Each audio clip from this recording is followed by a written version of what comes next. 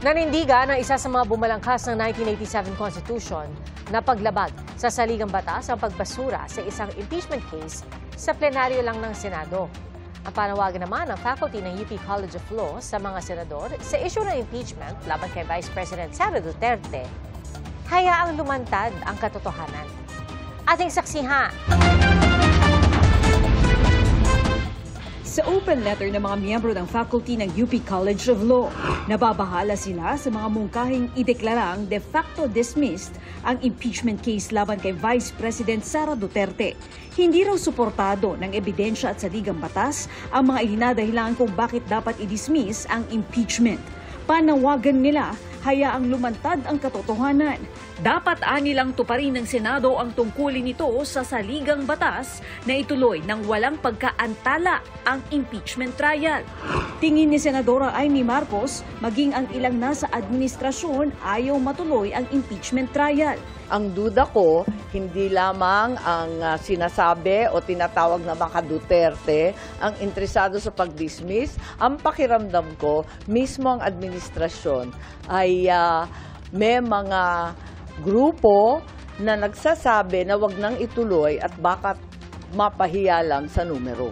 Ang hinahanap ngayon ay yung remedyo or sabi nyo nga, ay solusyon para hindi parang walang mapapahiya sa Ewan ko, yun lang ang pakiramdam ko. Ilang bersyon na raw ng resolusyon para ibasura ang impeachment case ang nakita ni Senadora Marcos. Hindi lang ang kay Senador Bato de la Rosa. Yung linabas sa media, parang ikato na yata yun. Tapos mula noon, meron pa akong nakitang iba. Dalawa pa yata. Pero ayon kay dating COMELEC Chairman Christian Monsod, isa sa mga bumalangkas ng 1987 Constitution, di pinapayagan sa saligang batas ang pagbasura ng impeachment case sa plenaryo lang ng Senado. That's because under the Constitution, it's the duty of the Senate to hear the case.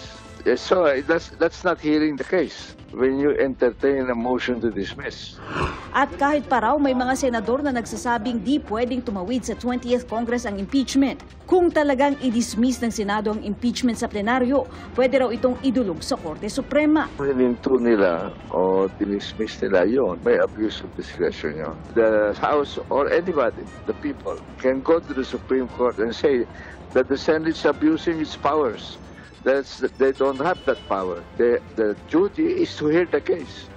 Giit naman ni Senador J.V. Ejercito, walang hakbang para pigilan ang impeachment trial. We are duty bound, as I mentioned, to go through it. No? So matutuloy yan. Hindi naman I don't think there's an attempt to derail or to stop.